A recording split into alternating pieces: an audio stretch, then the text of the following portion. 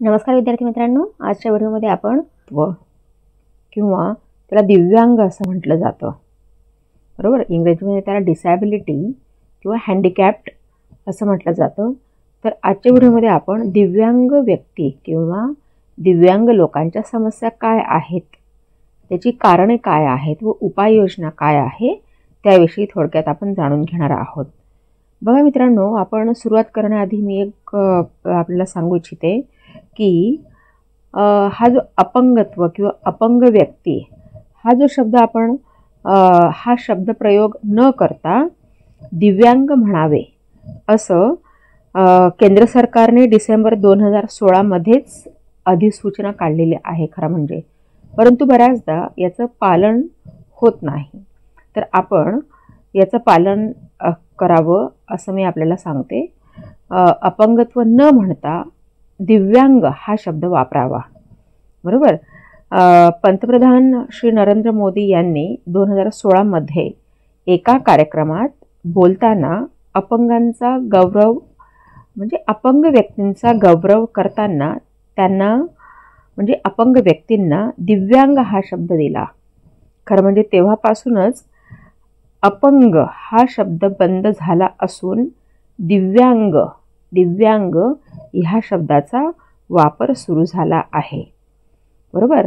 आणि 27 डिसेंबर 2016 एक मिनिट लिहिते मी कुठेतरी 27 डिसेंबर 2016 ह्या दिवशी त्या संदर्भातलं एक परिपत्रक देखील काढण्यात आलं किंवा त्याला आपण अधिसूचना जारी करण्यात आली असं म्हणूया. की त्यात असं म्हटलं आहे की अपंग व्यक्तींना अपंग न म्हणता अपंग हा शब्द प्रयोग न करता दिव्यांग असा शब्द प्रयोग करण्यात यावा. तर आता याच्या पुढे सुद्धा आपण अपंगत्व हा शब्द वगळून आपण अपंग ह्या ठिकाणी दिव्यांग असा शब्द प्रयोग करणार आहोत. तर बघा बाळांनो,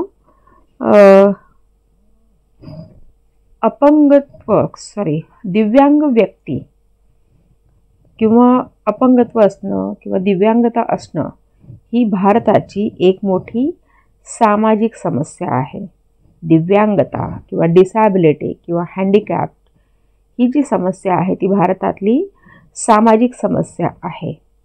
आता दिव्यांग व्यक्ती कोणाला म्हणतो आपण, की ज्या व्यक्ती त्यांच्या शारीरिक व मानसिक बिघाडांमुळे रोजची कामे म्हणजे नित्याची कामे व्यवस्थित करू शकत नाहीत त्यांना दिव्यांग व्यक्ती असे समजण्यात येते. आता बघा बाळांनो, दिव्यांगता किंवा दिव्यांगतेची समस्या जी आहे ती बऱ्याचदा मानवजातीसोबत जन्माला आलेली असते, बरोबर. नंतर शारीरिक व्यंग आणि मानसिक दौर्बल्य असलेल्या व्यक्ती ज्या असतात त्या जगातील प्रत्येक देशात आहेत बाळांनो. ही जी दिव्यांगता ही समस्या फक्त भारतातील समस्या नव्हे तर ती जगामधील प्रत्येक देशामध्ये ही समस्या आहे. तर बघा, काही व्यक्तींना किंवा काही लोकांना दिव्यांगता हे जन्मतःच प्राप्त झालेलं असतं, तर काहींना दिव्यांगता हे जे आहे ते एखादा मोठा आजार झाल्यावर किंवा काही व्यक्तींना अपघातानंतर दिव्यांग प्राप्त होते किंवा आपण म्हणतो की बऱ्याचदा समजा मातेच्या गर्भामध्ये बाळ असेल आणि त्या मातेचं जर समजा एक्सरे परीक्षण केलं गेलं असेल त्याचा सुद्धा दुष्परिणाम हा त्या मातेच्या गर्भावर होत असतो, बरोबर.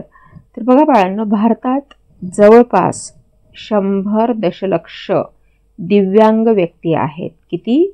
100 दशलक्ष दिव्यांग व्यक्ती आहेत. आणि बाळांनो, मग आम्ही सांगायचं एक विसरले की भारतामध्ये म्हणजे काय म्हणत होते मी, भारतामध्ये 100 दशलक्ष अपंग व्यक्ती आहेत. त्यापैकी त्यापैकी 25% जे व्यक्ती आहेत दिव्यांग व्यक्ती, त्या मानसिक दौर्बल्यामुळे त्यांना दिव्यांग आलेला आहे. 15% व्यक्ती ह्यांना अंधत्व प्राप्त झालेलं आहे. 30% दिव्यांग व्यक्ती ह्या मूकबधीर ह्या वर्गवारीमध्ये मोडतात. मूकबधीर म्हणजे काय की ज्यांना बोलता येत नाही, ऐकूही येत नाही, बरोबर. नंतर 15% दिव्यांग व्यक्तींना बोलता येत नाही आणि 15% इतर. तर बघा बाळांनो, दिव्यांगता येण्याचं प्रमुख कारण जे आहे ते निरक्षरता हे आहे. आता निरक्षरतेचा आणि दिव्यांगतेचा काय प्रश्न, असा काय संबंध, असा प्रश्न तुमच्या मनात निर्माण झाला असेल तर त्याच्यासाठी उत्तर एकच आहे की निरक्षरतेमुळे बऱ्याचशा गोष्टींची जागरूकता ही स्त्री पुरुषांमध्ये नसते.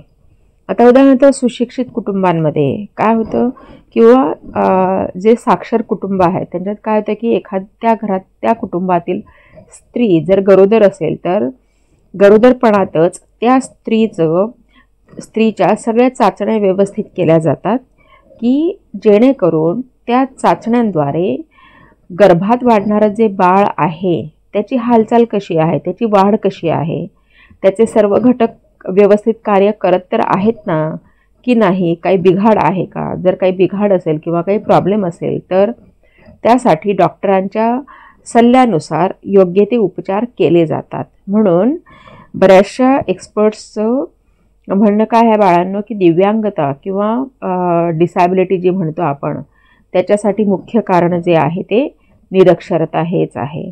आणि अजून एक गोष्ट लक्षात घ्या की एकूण दिव्यांग व्यक्तींपैकी 55% दिव्यांग व्यक्ती ह्या गरीब कुटुंबातील आहेत, बरोबर. तर निरक्षरता आणि गरिबी ही दोन महत्त्वाची कारणं आपण ह्याच्यासाठी समजूया. नंतर आपण म्हणतो की दिव्यांग व्यक्ती फक्त चालता न येणारे, बोलता न येणारे किंवा यांनाच दिव्यांग व्यक्ती म्हणत नाही बाळांनो.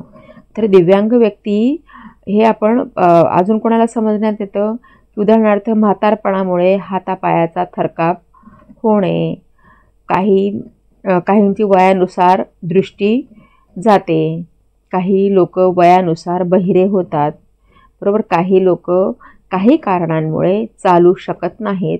ह्यांना सुद्धा बऱ्याचदा दिव्यांग व्यक्ती समजण्यात येते, बरोबर. त्याचबरोबर पक्षघातामुळे किंवा आपण पॅरालिसिसचा अटॅक आला त्याच्यामुळे अर्धांग लुळे पडणे, नंतर महारोगाने ग्रस्त अशा व्यक्तींचा देखील दिव्यांगांमध्ये समावेश होतो. आता आपण पुढचं बघूया की दिव्यांग व्यक्तींचे प्रमुख प्रकार कोणते आहेत किंवा दिव्यांगत्वाचे प्रमुख प्रकार आपण अभ्यासूया. तर बघा, शारीरिक आणि बौद्धिक दौर्बल्य आणि बौद्धिक किंवा मानसिक दौर्बल्य यावर आधारित अपंग व्यक्तीचे प्रमुख 5 प्रकार पडतात बाळांनो. पहिलं अंध व्यक्ती, दुसरं बहिरेपणा असणाऱ्या व्यक्ती, तिसरं काय आहे मुका व बोलता न येणे, मुक्या व्यक्ती व बोलता न येणाऱ्या व्यक्ती. म्हणजे येथे काय होतं की त्यांना मुके असतात किंवा त्याला आपण म्हणजे आपण म्हणतो ना की एखाद्या व्यक्तीला जर बोलता येत नसेल तर त्यांना मुक्या असं म्हटलं जातं, हो की नाही. नंतर शारीरिक अपंगत्व, मानसिक विकलांगता इत्यादी. आता आपण हे जे काही प्रकार आहेत दिव्यांगतेचे, ह्या प्रकारांविषयी थोडक्यात आपण माहिती घेऊया, बरोबर. तर पहिला प्रकार आपण अनुभवूया. पहिला प्रकार आहे तो अंधत्व. त्याला आपण काय म्हणतो, व्हिज्युअली हँडिकॅप्ड, की ज्या दिव्यांग व्यक्तींना अंधत्व प्राप्त झालेलं असतं त्या व्यक्तींना काय म्हणतो आपण, अंध व्यक्ती, किंवा त्याला इंग्लिशमध्ये व्हिज्युअली हँडिकॅप्ड किंवा व्हिज्युअली डिसेबल्ड पीपल असं म्हटलं जातं. तर ह्यात पण बघा बाळांनो, ज्यांना पूर्णतः दिसत नाही म्हणजे अजिबातच दिसत नाही, बरोबर, तर त्यांना अंध व्यक्ती असे म्हणतात. बरोबर. आता हा दोष ज्या व्यक्तींमध्ये असतो त्यांना एकतर पूर्ण अंधत्व प्राप्त झालेलं असतं किंवा अंशतः अंधत्व असतं. अंशतः अंधत्व म्हणजे काय की काहींना रातांधळेपणा असतो. रातांधळेपणामध्ये काय असतं बाळांनो की दिवसा चांगलं दिसतं, परंतु जसजशी रात्र होत जाते तसतसं त्यांना म्हणजे संध्याकाळी अगदी अंधुक दिसतं. मग नंतर जसजशी रात्र होत जाते तसतसं ते त्यांना अजिबातच दिसेनासं होतं. त्याला म्हणतात रातांधळेपणा. आता रातांधळेपणा हा जो प्रकार आहे हा खेडेगावामध्ये अजूनही आहे अस्तित्वात. नंतर पुढचा प्रकार काय, अस्पष्ट दिसणे, रंग ओळखण्याची क्षमता नसणे.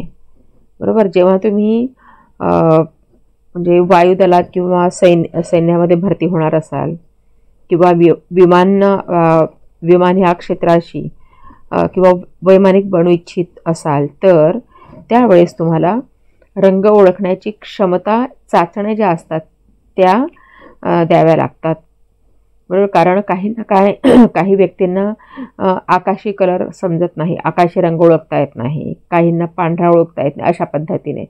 तर त्याच्यामध्ये काय की काही ठराविक रंग ओळखण्याची क्षमता नसते, ते सुद्धा ह्या प्रकारामध्ये मोडतात.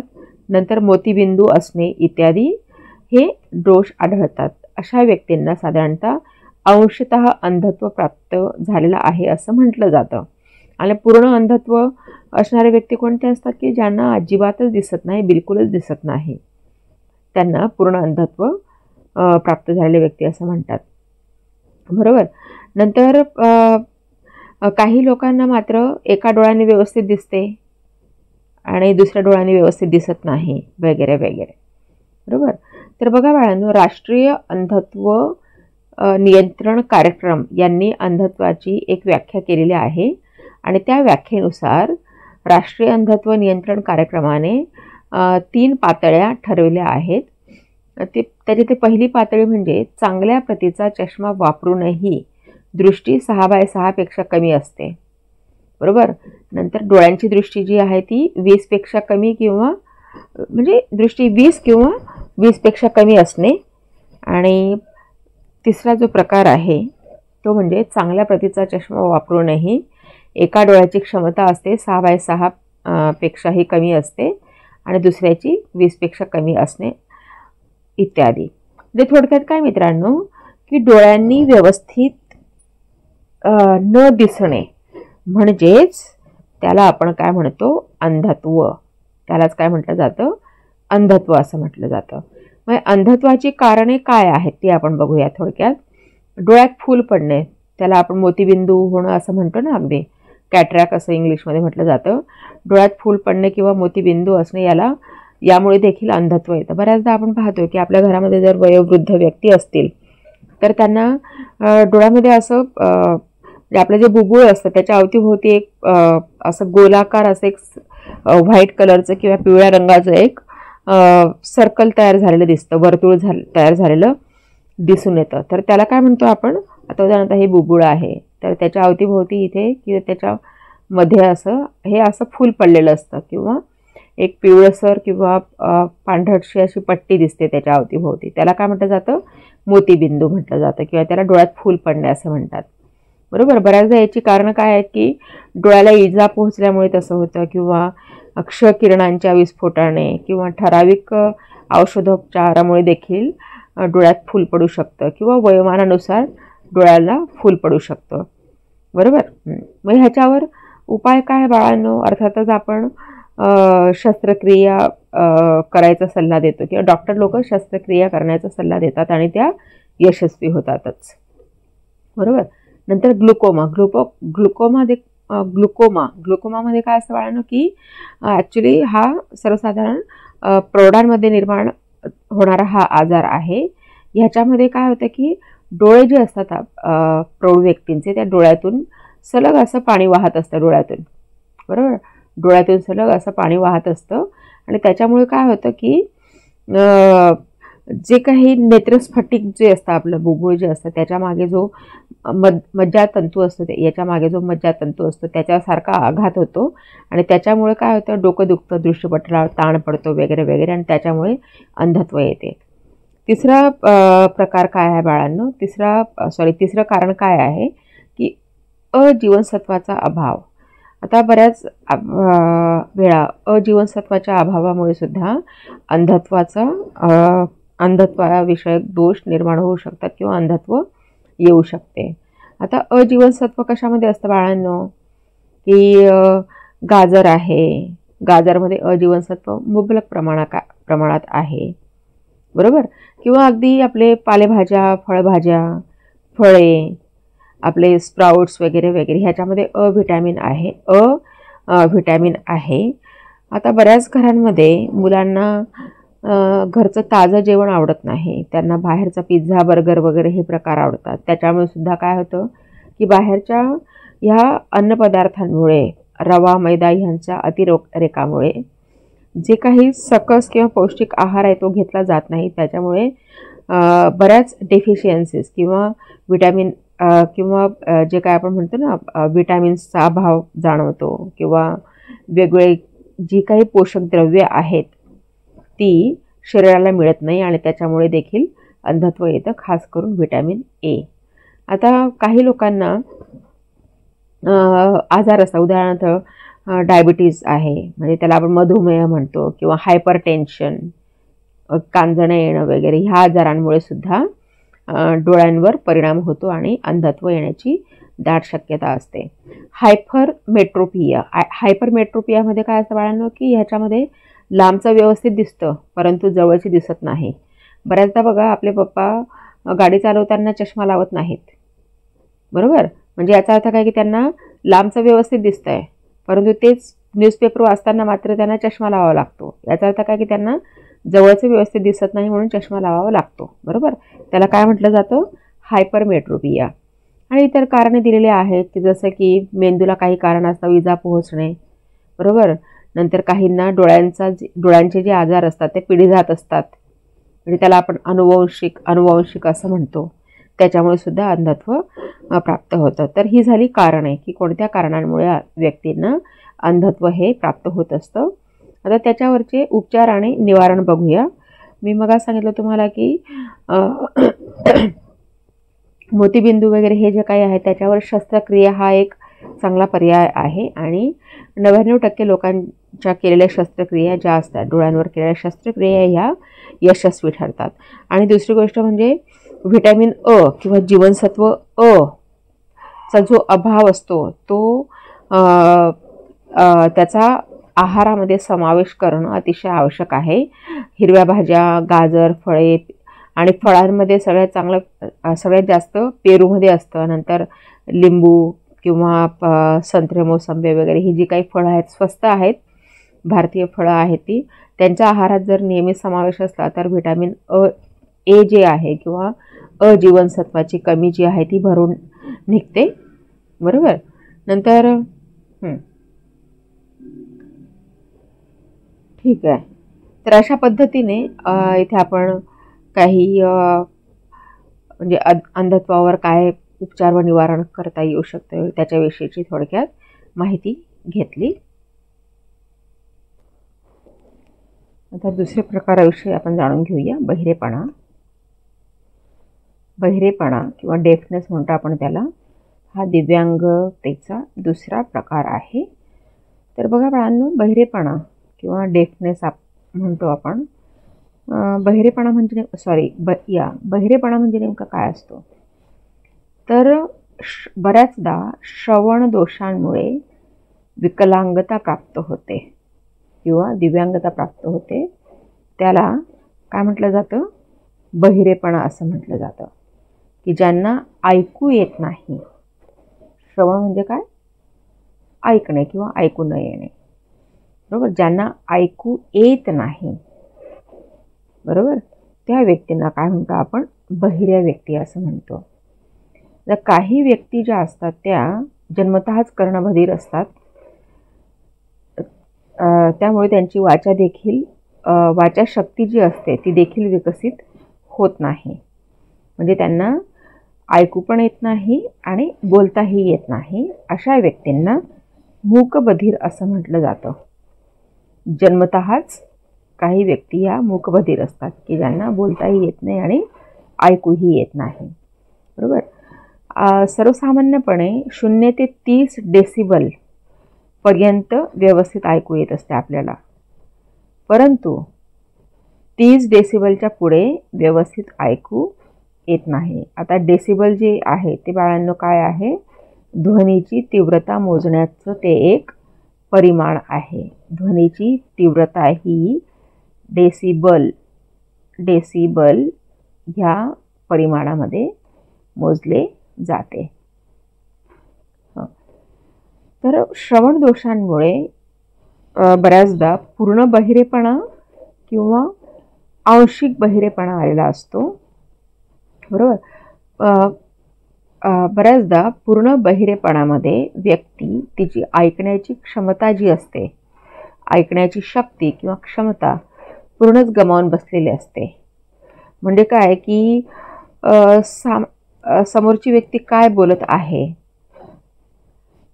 त्याचं बहिऱ्या व्यक्तीला कल्पना येत नाही. समोरची व्यक्ती काय बोलत आहे त्याचं बहिऱ्या व्यक्तीला कल्पना येत नाही.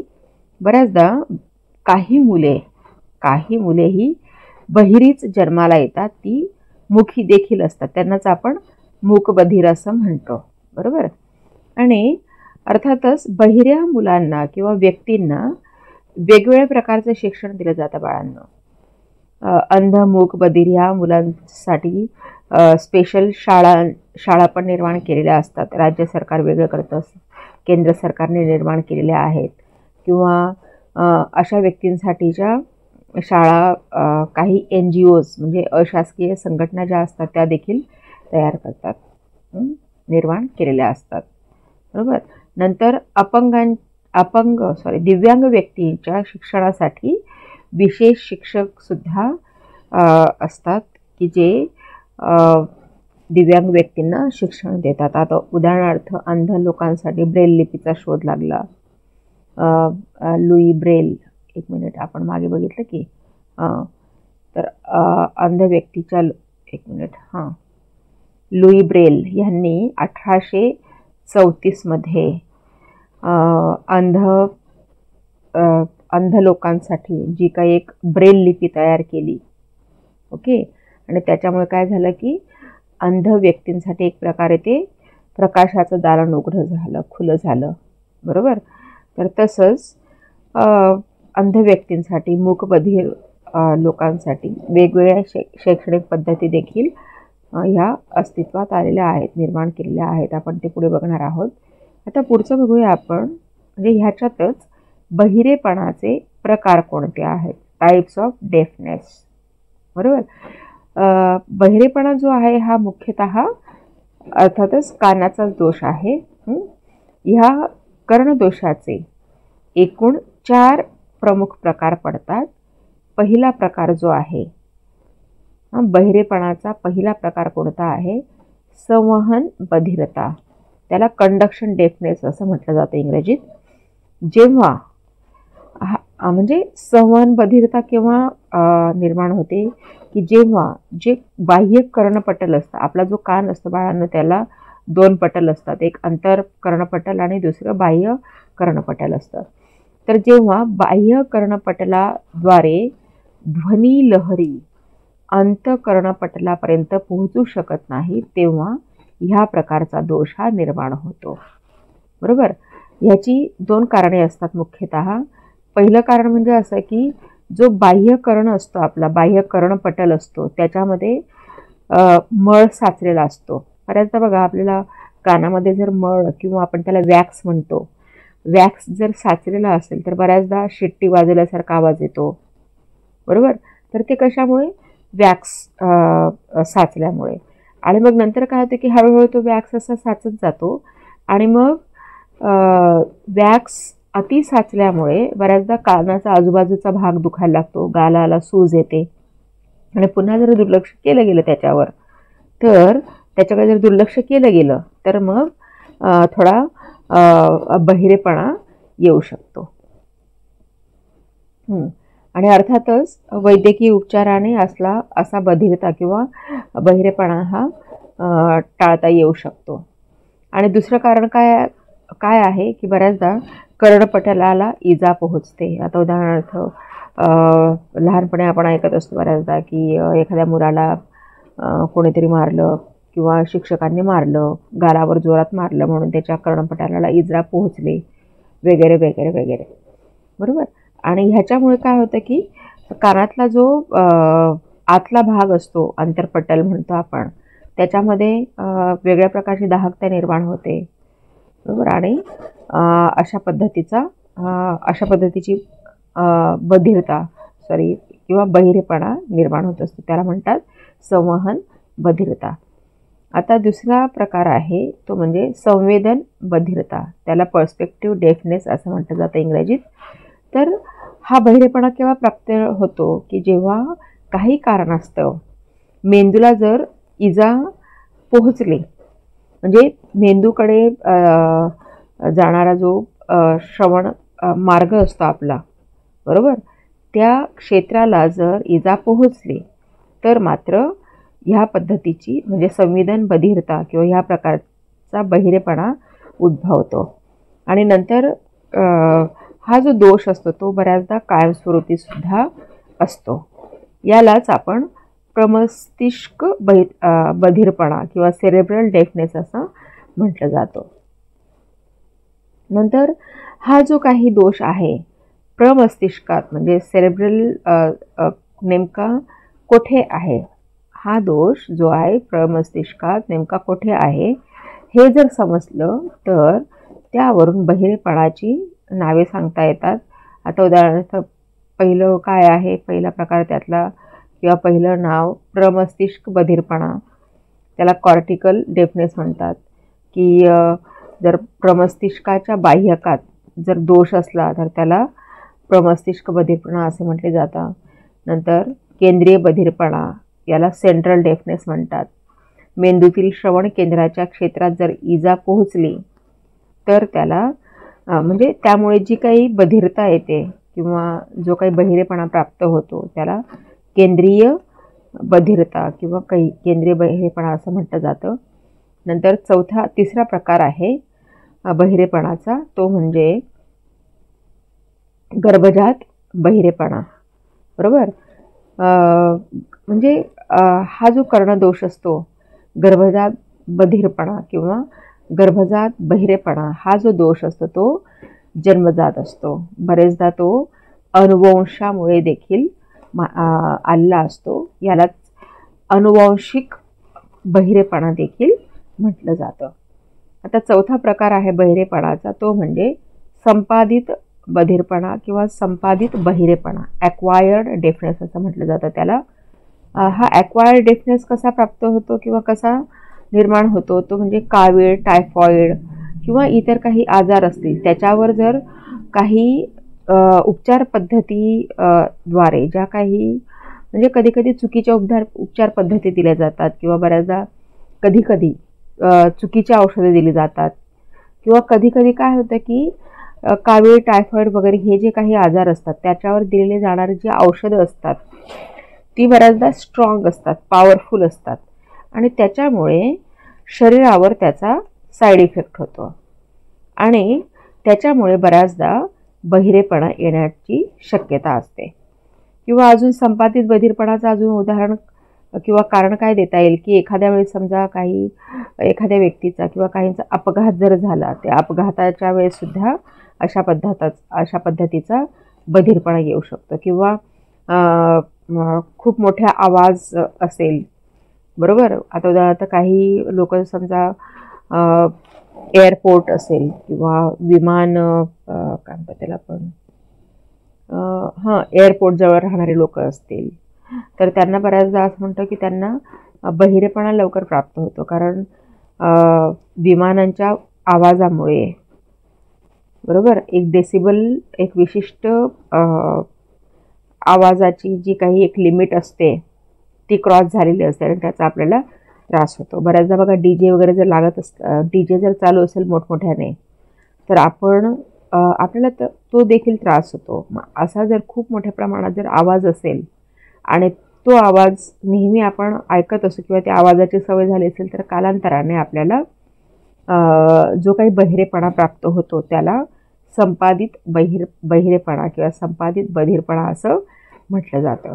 मग ह्याच्यावर प्रतिबंध किंवा उपचार काय आहेत, प्रतिबंध आणि उपचार काय आहेत? तर पहिली गोष्ट म्हणजे जो काही संपादित बधिरपणा जो असतो, म्हणजे हा जो संपादित बधिरपणा आहे की जो कावीळ, टायफॉइड वगैरे यांच्या औषधांच्या माऱ्यामुळे किंवा औषधांच्या दुष्परिणामांमुळे किंवा ॲक्सिडेंटमुळे हा बधिरपणा जर निर्माण झाला असेल तर त्याच्यावर वैद्यकीय उपचार करून ते व्यवस्थित करता येतं. नंतर केंद्रीय बधिरपणा किंवा गर्भजात बहिरेपणा जो प्राप्त झालेला असतो त्याच्यावर मात्र वैद्यकीय उपचार पद्धतींचा काही उपयोग होत नाही. त्यासाठी जे काही कर्णयंत्रे असतात ती कर्णयंत्रे किंवा बाकीची जी काही साधनं आहेत त्यांचा वापर करणंच त्याच्यासाठी योग्य ठरतं. नंतर ज्या रोगांमुळे बहिरेपणा येतो त्या रोगांविषयी समाजामध्ये मोठ्या प्रमाणावर जागृती होणे अतिशय आवश्यक असते. खास करून जर्मन गोवर, त्याला आपण जर्मन मिझल्स असे म्हणतो, जर्मन मिझल ह्या रोगापासून अतिशय दक्ष राहणं गरजेचं असतं. कारण गरोदरपणात जर मातेला जर्मन गोवर झाला तर त्याचा दुष्परिणाम हा तिच्या गर्भात वाढणाऱ्या मुलाच्या कर्णपटलावर किंवा कानावर होतो व मुलगा किंवा मूल जे जन्माला येणारं असतं ते बहिरं म्हणून जन्माला येतं आणि बऱ्याचदा ते मूल अंधसुद्धा असू शकतं, बहिरे व अंधसुद्धा असू शकतं. म्हणून अशा पद्धतीने आपण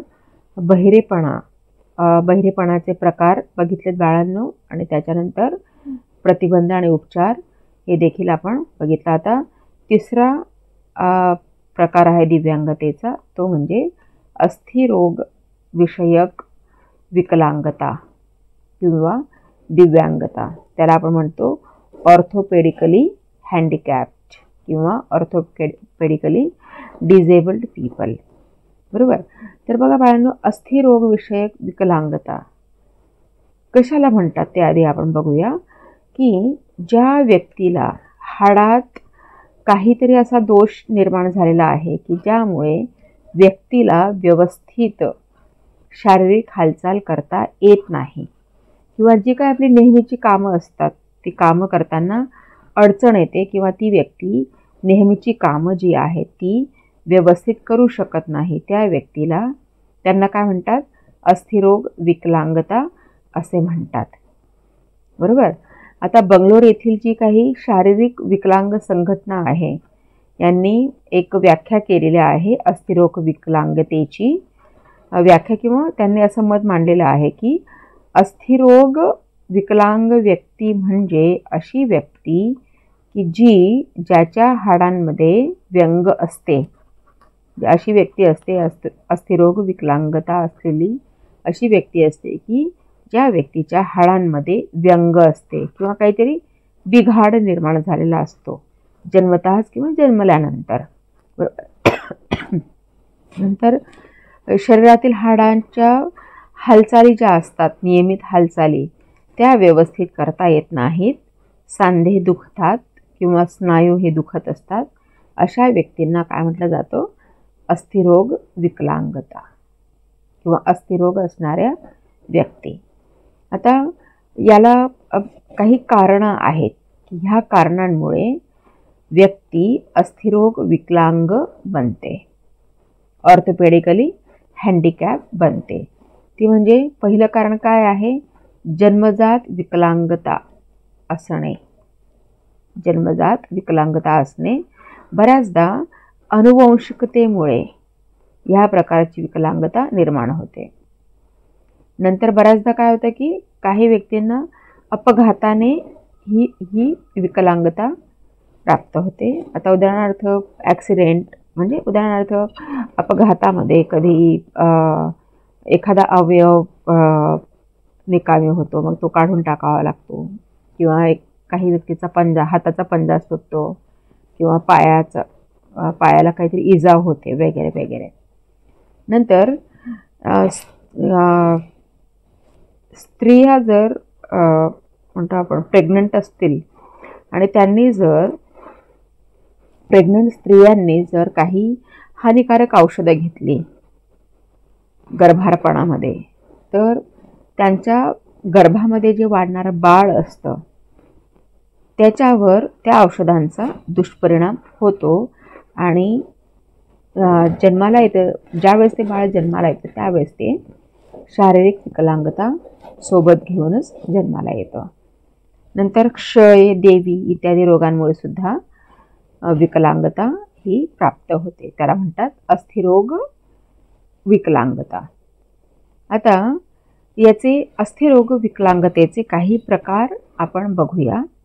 ते प्रकार म्हणजे असे की पहिला प्रकार तो म्हणजे पोलिओ. आता पोलिओविषयी आपल्याला सर्वसामान्यपणे माहिती आहे, बरोबर, की पोलिओ हा लहान मुलांना होणारा विकार आहे, बरोबर. भारत सरकार दरवेळेस ठरवते की आपण पोलिओचं पूर्ण उच्चाटन करूया, परंतु बऱ्याचदा त्याच्यामध्ये यश मिळत नाही. त्याच्या बरीच कारणीभूत आहेत अर्थात, बरोबर. आणि पोलिओच्या उच्चाटनासाठीच शासनाकडून, भारत सरकारकडून पोलिओ डोस भारतातील सर्व 5 वर्षाच्या आतील मुलांना दिला जातो, बरोबर. नंतर दुसरा प्रकार आहे तो म्हणजे मिरगी किंवा फीट येणं असं म्हणतो. याच्यामध्ये काय होतं की ज्या मुलांना फीट येते किंवा ज्या व्यक्तींना फीट येते किंवा मिरगी म्हणतो आपण त्याला, तर त्यामध्ये काय होतं की ती मुलं अचानक बेशुद्ध होऊन खाली कोसळतात, हातापायाला झटके येतात, झटके देतात ती पोरं, किंवा दात खीळ बसते, शरीर ते असं वेडं वाकडं किंवा ताठर बनवतात किंवा ताठर होतं, शरीर वेडं वाकडं कळतात किंवा ताठर होतं, म्हणजे एकदम सरळ असे पडून राहतात निश्चित. मग ही जी लक्षणे आहेत बाळांनो ती कसली आहेत? फिट्सची लक्षणे आहेत. आणि ज्या वेळेस त्यांना फिट्सचा पहिला म्हणजे फिट्सचा झटका येतो त्यावेळेस तो जो रोगी असतो किंवा ती जी व्यक्ती असते ती काय करते, किंचाळायला आधी सुरुवात करते आणि मग नंतर बेशुद्ध पडते आणि मग ही जी काय आहे ती लक्षणं दिसायला लागतात, बरोबर. बऱ्याचदा मिरगी हा जो रोग आहे, मिरगी हा जो आजार आहे तो अनुवंशिक असा आहे. त्याशिवाय ही जी मिरगी आहे ही तीव्र अपचन, नजरेत फेरफार, मानसिक उत्तेजना वगैरे इत्यादी कारणांनी सुद्धा फिट्स येण्याची शक्यता असते. आता तिसरा प्रकार आहे तो म्हणजे प्रमस्तिष्क दुर्बलता, सेरेब्रल पाल्सी असं म्हणतं. ह्याच्यामध्ये काय होतं बाळांनो की ही एक प्रकारची म्हणजे मोठ्या मेंदूला येणारी दुर्बलता आहे, की मोठ्या मेंदूला दुर्बलता प्राप्त झाल्यामुळे काय होतं की शरीराला जी काही संवेदना पोचवली जाते त्या यंत्रणेद्वारे, त्या यंत्रणेला जर इजा पोहोचली तर ह्या प्रकारची दुर्बलता ही येते. आणि विशेषतः ज्या प्रेग्नंट स्त्रिया असतात त्यांच्या बाबतीत म्हणजे त्यांच्या गर्भावर किंवा त्यांच्या गर्भातील मुलावर अशा प्रकारचा परिणाम हा झालेला दिसून येतो. म्हणजे उदाहरणार्थ की मुलाचा जन्म होताना किंवा मुलाच्या जन्माच्या वेळी जर मुलाला ऑक्सिजनचा पुरवठा व्यवस्थित नाही मिळाला तर त्याच्या मेंदूवर दुष्परिणाम होतो आणि त्याला प्रमस्तिष्क दुर्बलता येते. तसंच मगाच मी तुम्हाला सांगितलं की जर मातेला जर्मन गोवर झाला असेल, जर्मन मिझल्स म्हणतो आपण, बरोबर, तर त्याचा जन्माला येणाऱ्या मुलाच्या मेंदूवर त्याचा दुष्परिणाम होतो आणि त्यामुळे प्रमस्तिष्क दुर्बलता ही म्हणजे निर्माण होते, बरोबर. आता चौथा प्रकार आहे. चौथा प्रकार म्हणजे स्पायना बिफिडा. स्पायना बिफिडा हा जो आजार असतो बाळांनो हा व्यक्तीला जन्मतःच हा आजार चिकटलेला असतो आणि हा जो स्पायना बिफिडा आहे हा पाठीच्या कण्याला होतो. पाठीच्या कण्यामध्ये आपला एक स्पाईन गेलेली असते. त्या स्पाईनमध्ये काही बिघाड निर्माण झाल्यामुळे काय होतं की पाठीच्या कण्यापासूनचा खालचा जो भाग असतो तो पूर्ण लुळा पडतो. त्यामुळे काय होतं की जे मूत्राशय आहे ते खराब होते आणि मग त्यामुळे लघवीवर नियंत्रण राहत नाही बऱ्याचदा. आणि लहान मुलांना जर हा आजार झाला स्पायना बिफिडा तर ती मुलं कालांतराने मतिमंद होण्याची दाट शक्यता असते. नंतर 5वा प्रकार आहे अस्थिरोग विकलांगतेचा, तो म्हणजे अस्थिगत संसर्ग. बरोबर, त्याला ऑस्टिओमायलिटिस असं म्हटलं जातं. हा जो आजार आहे बाळांनो, हा हाडाला व हाडाच्या आतील भागामध्ये होणारा आजार आहे. बरोबर, तुम्हाला माहिती आहे की हाडांना सुद्धा, आपल्या शरीरात जी हाडं आहेत त्या हाडांना सुद्धा रक्तपुरवठ्याची गरज असते. बरोबर, आणि बऱ्याचदा काय होतं की रक्तपुरवठा होत असताना हाडांमध्ये काही कारणास्तव संसर्ग निर्माण होतो.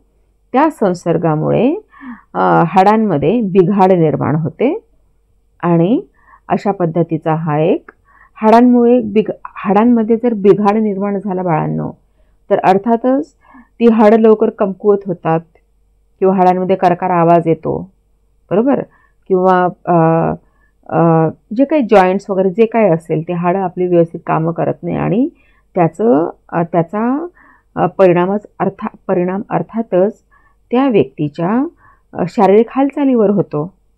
बरोबर, अशा पद्धतीनेही आपण याचे 5 प्रकार बघितलेत अस्थिरोग विकलांगतेचे. पहिला प्रकार कोणता आहे? पोलिओ. दुसरा मिरगी. तिसरा प्रमस्तिष्क दुर्बलता. चौथा प्रकार पाहिला आपण स्पायना बिफिडा. 5वा प्रकार बघितला अस्थिगत संसर्ग. बरोबर, आता ह्याच्यावर प्रतिबंध आणि उपचार काय आहे? म्हणजे अस्थिरोग विकलांगता जी आहे त्याच्यावर प्रतिबंध आणि उपचार काय आहे ते आपण थोडक्यात बघूया. पहिली गोष्ट म्हणजे ह्या अशा आजारांवर की जे हाडांशी रिलेटेड आहेत त्याच्यावर फिजिओथेरपी किंवा भौतिकोपचार तज्ज्ञांकडून योग्य ट्रीटमेंट घेणं अतिशय आवश्यक आहे. त्याच्यामध्ये फिजिओथेरपिस्ट लोक काय करतात, डॉक्टर्स काय करतात की शरीरातील त्या संबंधित भागाचा व्यायाम करून घेतात. बरोबर, आणि बऱ्याचदा अनुभवी डॉक्टरांकडनं सुद्धा त्या अवयवावर सर्जरी करून संबंधित शरीरातील हाड जे आहे ते व्यवस्थित केले जाते. समजा हातातील हाड जर कुठे सरकलेलं असेल, त्याच्यामुळे जर हात आपलं काम व्यवस्थित करत नसेल तर मग तज्ज्ञ डॉक्टरांकडनं बऱ्याचदा त्या हाताचं ऑपरेशन केलं जातं आणि त्याचं कार्य व्यवस्थित केलं जातं. बरोबर, बऱ्याचदा काही पेशंट्स हे कृत्रिम अवयवांचा देखील उपयोग करून घेतात. बरोबर, आता मध्यंतरीने एक 5-7 वर्षापूर्वी एका मुलीचा रेल्वेमध्ये ॲक्सिडेंट झाला. त्याच्यात तिने तिचे दोन्ही हात गमावले होते. बरोबर, आणि मग त्यावेळेस महाराष्ट्र सरकारने नंतर रेल्वे मंत्रालयाने वगैरे चांगली मदत केली आणि तिला 2 कृत्रिम हात मिळालेत आणि ती आज त्या हातांचा व्यवस्थित उपयोग करून घेत आहे. बरोबर, आणि अर्थातच ओके. नंतर लहान मुलांना जो काही पोलिओ होतो, हे पोलिओचं उच्चाटन जे आहे ते पोलिओ लसीमुळे नियंत्रणात आणता येतं आणि म्हणूनच वर्ष म्हणजे 0 ते 5 वर्षापर्यंतच्या बालकांना पोलिओची लस देणं बंधनकारक आहे. बरोबर, आता ह्याच्या पुढचा भाग आपण बघूया मानसिक विकलांगता किंवा त्याला प्रॉब्लेम ऑफ मेंटली हँडिकॅप्ड असं म्हणतात. हा चौथा प्रकार आहे दिव्यांगतेचा किंवा विकलांगतेचा. बरोबर, आता आपण मानसिक विकलांगता म्हणजे काय, त्याचे प्रकार व त्याची कारणे आपण अभ्यासूया. मानसिक विकलांगता त्यालाच इंग्रजीमध्ये मेंटली हँडिकॅप्ड किंवा मेंटली डिसेबल्ड पीपल असं म्हटलं जातं. मग ह्या मानसिक विकलांगता असणाऱ्या लोकांच्या समस्या काय आहेत किंवा मानसिकदृष्ट्या विकलांग व्यक्ती कोणास म्हटले जाते ते प्रथम बघूया. की मानसिकदृष्ट्या विकलांग असलेली व्यक्ती जी असते ती विचार करण्यास व कृती करण्यास असमर्थ असते. बरोबर. नंतर मानसिक समस्यांमुळे मानसिक विकलांग व्यक्तीची विचार करण्याची जी क्षमता असते बाळांनो ती नष्ट झालेली असते. अशा व्यक्तींमध्ये, मानसिकदृष्ट्या विकलांग व्यक्तींमध्ये बौद्धिक परिपक्वताही नसते आणि असलीच तर ती अतिशय कमी असते. आता मानसिक विकलांगतेचे 3 प्रकार आहेत. पहिला प्रकार जो आहे तो मतिमंदत्व, त्याला आपण मेंटल रिटार्डेशन असं म्हणतो. दुसरा प्रकार जो आहे तो विद्वत्तेतील विकलांगता, त्याला लर्निंग डिसेबिलिटीज असं म्हणतो. तिसरा प्रकार जो आहे तो मानसिक आजार, त्याला मेंटल डिसऑर्डर्स असं म्हटलं जातं. आता पहिला प्रकार बघूया आपण मानसिक विकलांगतेचा, तो म्हणजे मतिमंदत्व किंवा त्याला आपण मेंटल रिटार्डेशन असं म्हणूया. आता बघा बाळांनो, मतिमंदत्व किंवा मतिमंद व्यक्ती कोणास म्हणतात तर ज्याचा IQ 70पेक्षा ही कमी आहे त्याला जनरली मतिमंद असं म्हटलं जातं. बरोबर. म्हणजेच काय की गरजेपेक्षा कमी किंवा अत्यल्प बुद्धी असणाऱ्या व्यक्तीला मतिमंद असं म्हटलं जातं. म्हणजेच मानसशास्त्रीय दृष्ट्या सर्वसाधारण व्यक्तीचा जो IQ असतो किंवा त्याला आपण बुद्धिगुणांक असं म्हणतो, इंटेलिजंट कोशंट, बरोबर, तो 70पेक्षा जास्त असतो सर्वसाधारण व्यक्तीचा. म्हणजे तुम्हा आमचा जो बुद्ध्यांक आहे किंवा बुद्धिगुणांक आहे तो 70 ते 100च्या आसपास असतो किंवा त्याच्या दरम्यान असतो. आईन्स्टाईन यांचा बुद्धिगुणांक काहीतरी 95 वगैरे होता असं मी कुठेतरी वाचलेलं आहे. बरोबर. म्हणजे जेवढ्या हुशार व्यक्ती तेवढ्या त्यांचा बुद्धिगुणांक जो असतो तो जास्त असतो मित्रांनो.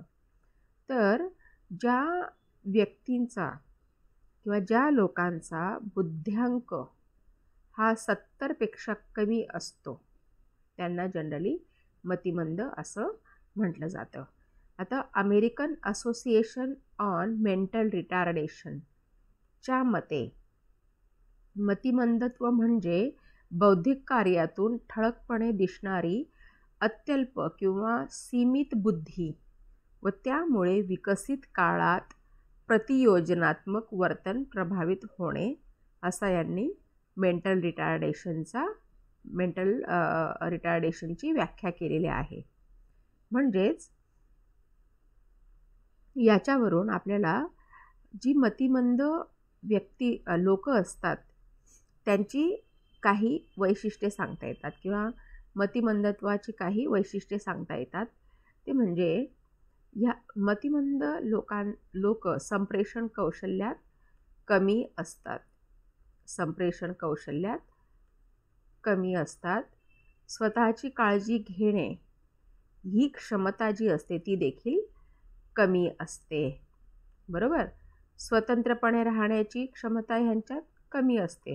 काही ज्यांना आपण वेडाच म्हणतो, वेडा किंवा आपण म्हणजे कॉमन भाषेमध्ये त्यांना आपण बुद्धू म्हणतो. बरं. काही जे काही पेशंट्स असतात म्हणजे जे काही मानसिक विकलांग व्यक्ती असतात त्याच्यातील काही व्यक्ती ज्या असतात त्या शारीरिक विकलांगसुद्धा असतात. म्हणजे शारीरिक विकलांगता पण असते त्यांच्यामध्ये आणि मानसिक विकलांगता पण असते. मग अशा व्यक्ती एकट्या राहू शकत नाही. त्यांना घरामध्ये एकटं सोडणं जे असतं ते त्रासदायी ठरू शकतं. बरोबर. नंतर ह्यांच्यामध्ये समाजात मिसळण्याची जी क्षमता असते ती कमी असते. आणि बऱ्याचदा काय होतं की घरातील मंडळीसुद्धा अशा मुलांना किंवा अशा लोकांना समाजामध्ये आपल्यासोबत नेत नाही किंवा मिसळू देत नाही समाजात. सामाजिक कार्यामध्ये यांचा सहभाग अतिशय कमी असतो. स्वतःला मार्गदर्शन करण्याचं जे काही तंत्र असतं ते ह्यांच्यामध्ये विकसित झालेलं नसतं, बरोबर. नंतर यांना आरोग्य आणि सुरक्षिततेचा विचार ह्याच्याविषयीचा जी काही अवेअरनेस असते किंवा जी काही एक भावना असते वेगळी की आपल्या आरोग्याची आपण काळजी घ्यायला पाहिजे, आपण स्वतःला सुरक्षित ठेवलं पाहिजे वगैरे वगैरे, ह्या गोष्टींचा ह्या मानसिक विकलांग व्यक्ती विचार करू शकत नाहीत किंवा केलाच तर अत्यल्प प्रमाणात. शैक्षणिक क्षमतेचा अभाव असतो.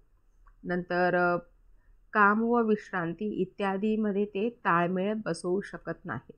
अशा पद्धतीचे मानसिक विकलांग व्यक्तीची ही अशी वैशिष्ट्ये आहेत. आता विविध दृष्टिकोनातून मतिमंदत्वाचे काही प्रकार सांगितलेले आहेत, ते प्रकार आपण बघूया. आता पहिला प्रकार जो दिला आहे तो आहे बौद्धिक कमकुवतेनुसार मतिमंदत्वाचे प्रकार. तर मानसशास्त्रज्ञ टर्मन यांनी बुद्धी गुणांकाच्या आधारे मतिमंदांचे 3 प्रकार पाडलेले आहेत. पहिला प्रकार जो आहे तो 50 ते 70 ह्या दरम्यान बुद्धिगुणांक असलेल्या व्यक्ती, या 50 ते 70 बुद्ध्यांक असलेल्या व्यक्तींना टर्मन यांनी अल्पबुद्धी असं म्हटलेलं आहे.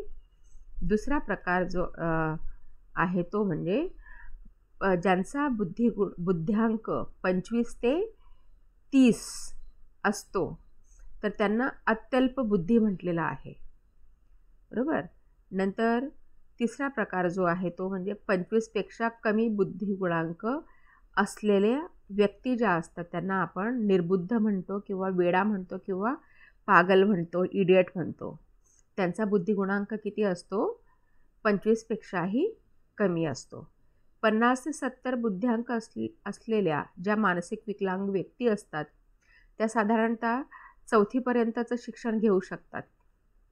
नंतर 25 ते 30 बुद्धिगुणांक असलेल्या व्यक्ती ज्या असतात त्या स्वतः करू शकतात, परंतु शिक्षण घेण्याइतपत त्यांच्यामध्ये तेवढी बुद्धिमत्ता नसते, बरोबर. किंवा बऱ्याचदा हे जे अत्यल्प बुद्धी लोक जे आहेत ह्यांना मात्र कोणीतरी सोबत असणं आवश्यक असतं. नंतर 25 पेक्षा कमी बुद्ध्यांक असलेले व्यक्तींना आपण निर्बुद्ध असं म्हणतो त्यांना. आणि बऱ्याचदा ह्या व्यक्तींना शारीरिक विकलांगता देखील असते. मानसिक विकलांगता प्लस शारीरिक विकलांगता देखील काही व्यक्तींमध्ये निदर्शनास येते. आता दुसरा प्रकार बघूया आपण.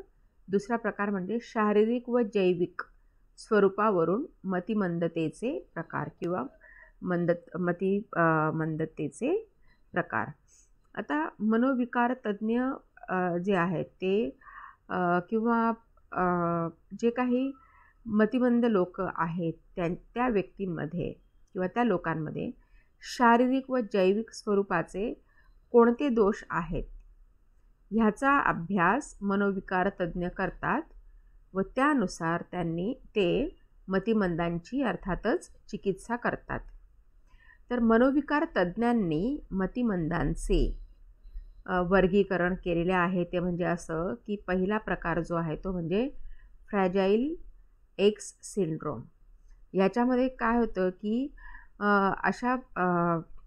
अशा प्रकारच्या किंवा ह्या गोष्टीने ज्या काही अफेक्टेड लोक असतात, व्यक्ती असतात, त्यांच्यामध्ये बौद्धिक मागासलेपणाबरोबरच वाचिक व भाषिक दोष देखील आढळून येतो. मी तुम्हाला मगाच एक उदाहरण दिलं की काही अत्यल्प बुद्धी मुलांमध्ये वाचिक व भाषिक दोष देखील आढळून येतात. तसंच काहींमध्ये म्हणजे शारीरिक व्याधीही सुद्धा आढळून येतात, बरोबर. ही जी मुले असतात ती स्वभावाने संकोची किंवा लाजरीबुजरी अशी असतात आणि शरीराच्या सामान्य हालचाली ज्या असतात त्या हालचाली ते लोक व्यवस्थितरित्या करू शकत नाही. आणि त्याच्यामुळे काय होतं की फ्रॅजाईल एक्स सिंड्रोमने ग्रस्त असलेली मुलं जी असतात ती समाजात बऱ्याचदा मागे पडतात. आता दुसरा प्रकार आहे. दुसरा प्रकार जो आहे तो शारीरिक व जैविक स्वरूपावरून मतिमंदतेचे प्रकार पैकी दुसरा प्रकार जो आहे तो टर्नर सिंड्रोम. बघा बाळांनो, सामान्यपणे ज्या रंगसूत्रांच्या ज्या जोड्या असतात त्या किती असतात? 23 जोड्या असतात. आपण त्यांना क्रोमोझोम्स असं म्हणतो, बरोबर. 23 जोड्या असतात क्रोमोझोम्सच्या किंवा रंगसूत्रांच्या. मग 23 जोड्या, मग 23 अधिक 23 किती होतात? 46, बरोबर. 23 अधिक 23 झाले 46. म्हणजे एकूण गुणसूत्र किती असतात? रंगसूत्र किती असतात किंवा गुणसूत्र किती असतात? 46. म्हणजे 23 जोड्या असतात, बरोबर, रंगसूत्रांच्या किंवा गुणसूत्रांच्या. तर 23वा जो रंगसूत्र असतो किंवा क्रोमोझोम म्हणतो आपण त्याला इंग्लिशमध्ये, क्रोमोझोम. तर 23वा जो क्रोमोझोम असतो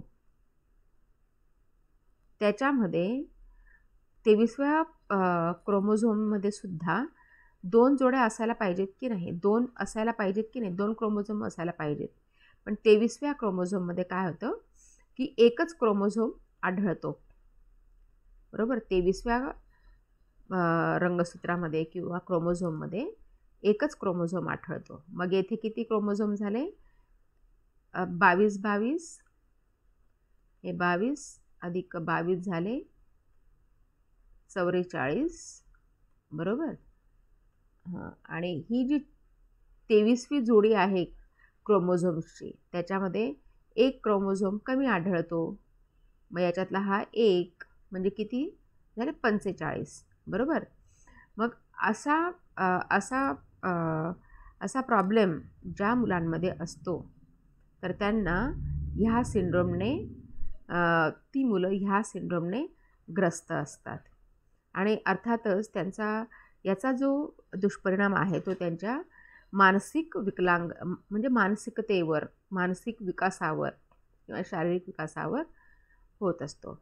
नंतर क्लिनफेल्टर्स सिंड्रोम, याच्या बिलकुल विरुद्ध, टर्नर सिंड्रोमच्या विरुद्ध येथे आढळतं आपल्याला क्लिनफेल्टर सिंड्रोममध्ये. ह्या प्रकारच्या किंवा ह्याच्याने ग्रस्त असलेल्या मुलांमध्ये काय होतं की 23वी जी रंगसूत्रांची किंवा क्रोमोझोम्सची जी जोडी आहे बाळांनो, त्याच्यामध्ये एक अतिरिक्त क्रोमोझोम असतो. आता उदाहरणार्थ 22 ज्या जोड्या आहेत त्या जोड्यांचे 44 झालेत क्रोमोझोम्स जोड्यांचे, बरोबर. आणि 23वी जी जोडी असते, जोडी म्हणजे किती? 2 क्रोमोझोम्स.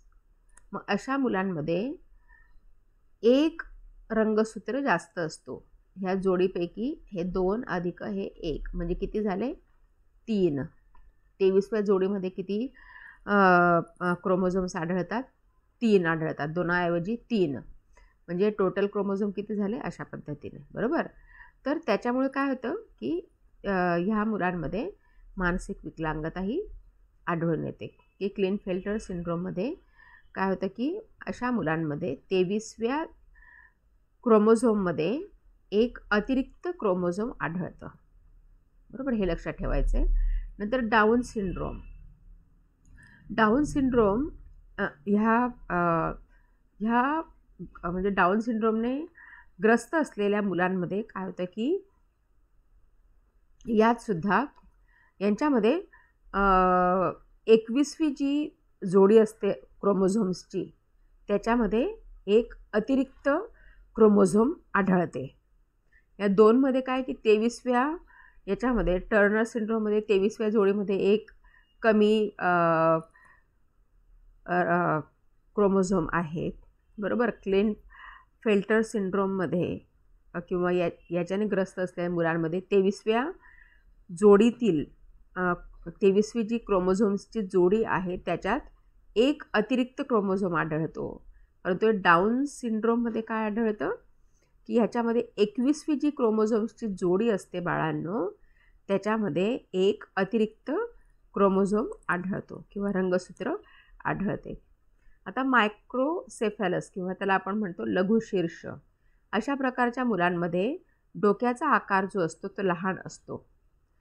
ही मुलं अर्थातच सर्वसामान्य मुलांसारखे दिसतात, परंतु ह्या मुलांच्या मेंदूची वाढ होत नाही, बरोबर. आणि अशा मुलांचा बुद्ध्यांक जो असतो तो 25पेक्षाही कमी आढळतो आणि त्यामुळे त्यांना शिक्षण घेणे किंवा देणे शक्य होत नाही. नंतर जलशीर्षता, याच्यामध्ये बिलकुल उलट. मायक्रोसेफॅलसमध्ये काय आहे की येथे डोक्याचा आकार लहान असतो आणि जलशीर्षता म्हणजे हायड्रोसेफॅलस, याच्यामध्ये काय होतं की मुलांच्या डोक्याचा आकार जो असतो तो फार मोठा असतो. शरीराच्या मानाने मुलांच्या डोक्याचा आकार हा फार मोठा असतो, परंतु त्यांच्या मेंदूचा विकास जो असतो तो व्यवस्थित झालेला नसतो. म्हणजेच काय की मेंदूच्या व मज्जारज्जू जो त्यांचा मेंदू व मज्जारज्जूतील जी पोकळी असते त्यात असलेला जो सेरेब्रोस्पायनल हा जो द्रव असतो तो जास्त प्रमाणात वाढतो आणि त्यामुळे मेंदूला इजा होते, बरोबर. इजा झाल्यामुळे काय होतं की त्यांचा बुद्धिगुणांक जो असतो तो फक्त 50 ते 70च्या दरम्यान आढळतो. अशी मुलं फार फार तर 4थीपर्यंत शिक्षण घेऊ शकतात. आता जड वामनता म्हणजे क्रेटिनिझम. ओके, याच्यामध्ये काय होतं बाळांनो की कंठस्थ ग्रंथी जी असते आपली, त्या कंठस्थ ग्रंथीमधून थायरॉक्झिन नावाचा एक स्त्राव बाहेर पडत असतो, बरोबर. आणि या थायरॉक्झिन नावाच्या स्त्रावाचं जर प्रमाण कमी झालं तर क्रेटिनिझम किंवा जडवामनता हा दोष निर्माण होतो. अशा मुलांचा बुद्धिगुणांक जो असतो किंवा बुद्ध्यांक म्हणतो आपण, तो बुद्ध्यांक 50च्या वर आढळत नाही, म्हणजे 50पेक्षा कमी असतो आणि अशा मुलांची शारीरिक वाढ देखील खुंटलेली असते. आता फेनिल किटोनिया, ह्याच्यामध्ये काय होतं की जे प्रोटीन असतात आपल्या शरीरात किंवा त्याला आपण प्रथिनं म्हणतो, तर प्रोटीनचं जे द्रव्य असतं बाळांनो त्याच्यामध्ये फनिलॅनिन नावाचा एक अमायनो ॲसिड असतं. हे अमायनो ॲसिड काय करतं, फनिलॅनिन नावाचं अमायनो ॲसिड, की आपल्या यकृतातून जो काही रस निर्माण होतो, बरोबर, त्या रसामुळे ह्या फनिलॅनिन ॲसिडचे रूपांतर जे आहे ते शरीराला पुरवल्या जाणाऱ्या ऊर्जेमध्ये होते, शक्तीमध्ये होते. परंतु बऱ्याचदा काय होतं की बऱ्याच मुलांमध्ये यकृतामध्ये हा जो द्रव्य असतो ना, यकृतातला जो द्रव्य असतो किंवा रस असतो, त्या यकृतामध्ये काही बिघाडांमुळे यकृतामध्ये जो काही रस निर्माण होत असतो, जो काही स्त्राव निर्माण होत असतो, काही दोषांमुळे हा स्त्राव निर्माण होऊ शकत नाही. हा रस यकृतामध्ये किंवा हा द्रव्य यकृतामध्ये निर्माण होऊ शकत नाही आणि त्यामुळे काय होतं की हे जे अमायनो ॲसिड जे आहे ते अमायनो ॲसिड हे शरीरात साठत जाते आणि त्याच्यामध्ये काय होतं की अमायनो ॲसिड शरीरात साठल्यामुळे मेंदूच्या कार्यामध्ये अडथळा येतो आणि अशा मुलांना मतिमंदत्व प्राप्त होतं. नंतर टेसाचा म्हणजे काय की हा एक आनुवंशिक दोषांमुळे बऱ्याचदा दुर्बल जीन्स जे असतात त्यांचं संक्रमण झालेलं असते आणि आणि त्याच्यामुळे मतिमंदत्व हे निर्माण झालेलं असतं किंवा मतिमंदतेची समस्या ही निर्माण झालेली असते. आता मानसिक विकलांगतेचा दुसरा प्रकार आपण अभ्यासूया. तो म्हणजे विद्वत्तेतील विकलांगता किंवा त्याला आपण लर्निंग डिसॅबिलिटीज असं म्हणतो. तर बघा बाळांनो की जे काही मानसिकदृष्ट्या विकलांग व्यक्ती आहेत, त्या व्यक्तीची किंवा त्या लोकांची शिक्षण घेण्याची कुवत किती आहे किंवा त्यांच्यामध्ये त्यांना जर एक विशिष्ट प्रकारचं ट्रेनिंग दिलं तर त्यांच्यामध्ये कशा पद्धतीची सुधारणा होऊ शकते की नाही, या आधारावर मतिमंदाचे प्रकार पाडलेले आहेत, 3 प्रकार पाडलेले आहेत. ते म्हणजे असं की पहिला प्रकार जो आहे तो म्हणजे अध्यापनीय, म्हणजे शिक्षण घेण्याची कुवत असलेली मुले. तर मानसिकदृष्ट्या जी विकलांग मुलं आहेत, बरोबर, त्याच्यामध्ये काही मुलं जी आहेत त्यांचा बुद्ध्यांक जो असतो तो समजा 55 ते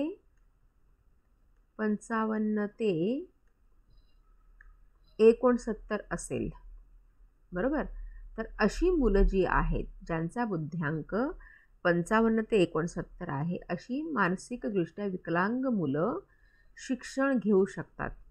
ही मुलं 4थीपर्यंतचं शिक्षण आरामात घेऊ शकतात, म्हणजे प्राथमिक शिक्षण घेऊ शकतात, परंतु ते माध्यमिक शाळेपर्यंत किंवा माध्यमिक शिक्षण घेण्यास त्यांना अडचणी येऊ शकतात, बरोबर.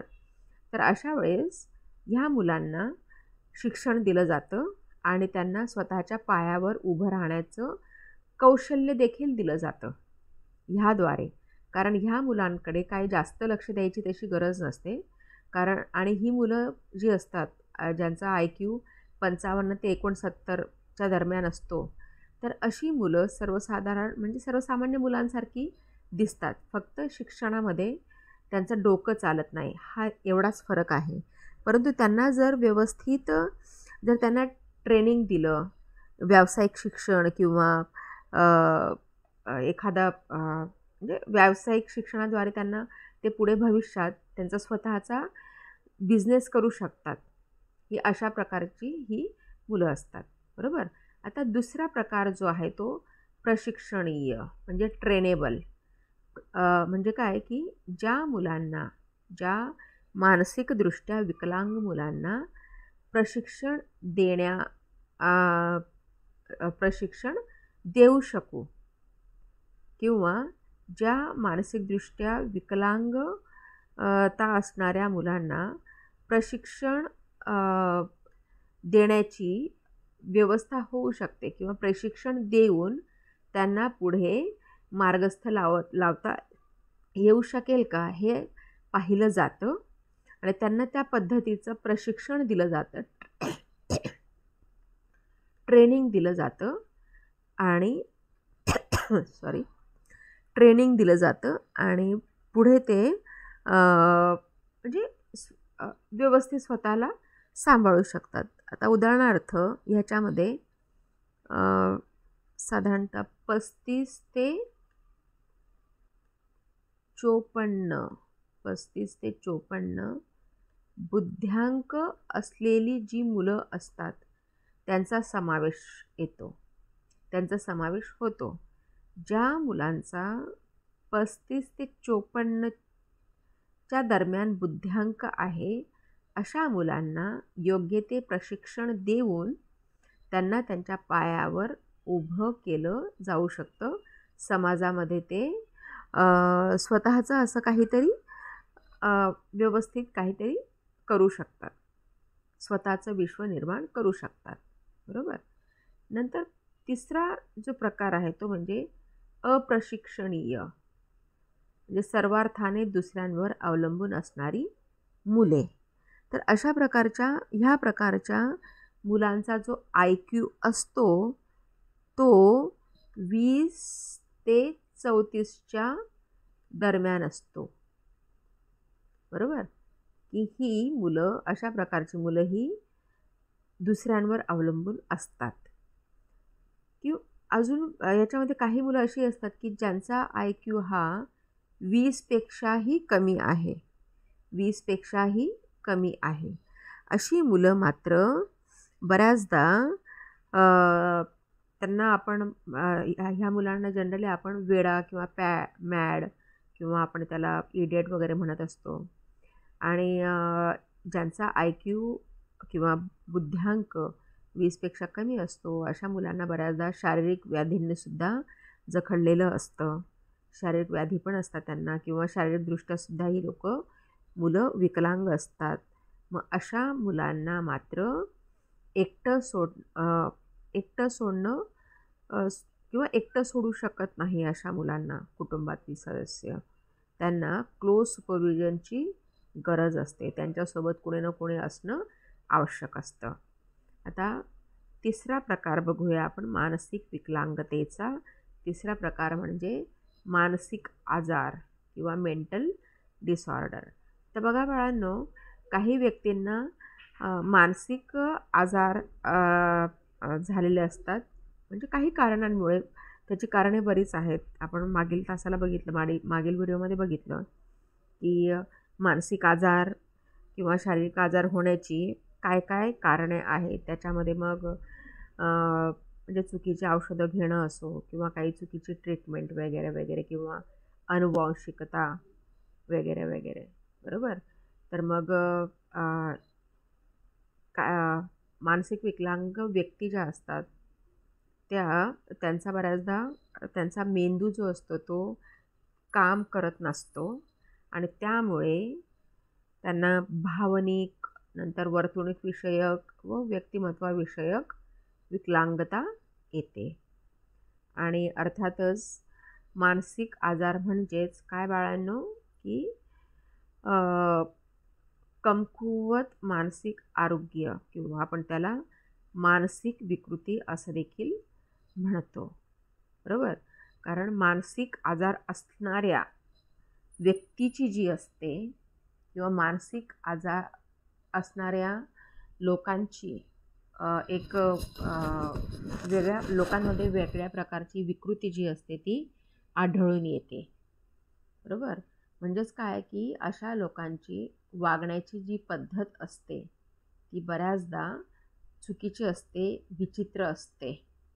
त्याचा थांगपत्ता सर्वसामान्य लोकांना लागत नाही की ही व्यक्ती अशी का वागते. त्याला म्हणतात मानसिक आजार, बरोबर.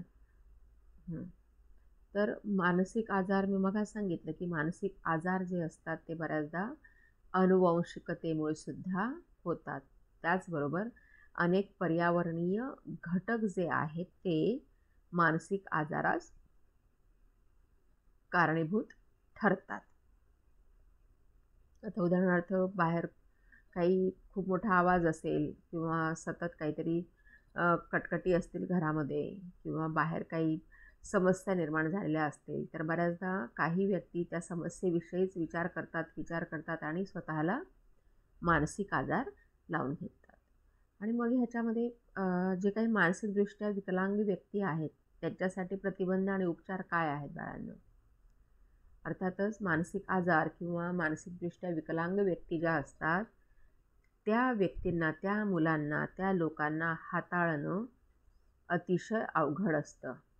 आणि अर्थातच त्या व्यक्तींवर उपचार जे असतात, उपचार कोणत्या प्रकारचे करायचे आहेत, कसे असावेत, बरोबर, ते सर्व त्या संबंधित व्यक्तीवरच अवलंबून असते.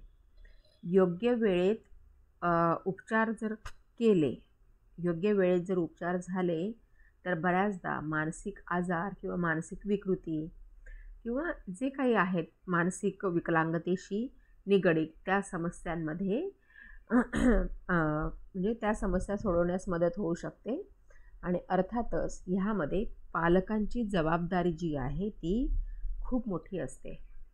आता बघा, एक गौरी देशपांडे नावाची एक मुलगी आहे की जी जिने येल्लो पिक्चरमध्ये काम केलेलं आहे, येल्लो मूवीमध्ये काम केलेलं आहे, बरोबर.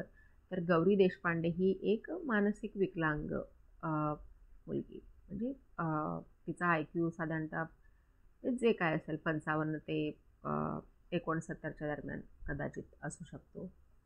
तर तिला तिच्या आईवडिलांनी चांगल्या पद्धतीने ट्रेनिंग दिली, ट्रीटमेंट दिली, तिच्याशी एक वेगळी वागणूक दिली. तिला असं वाटू नाही दिलं की तू मानसिकदृष्ट्या विकलांग आहेस. तिला तसं भासू नाही दिलं.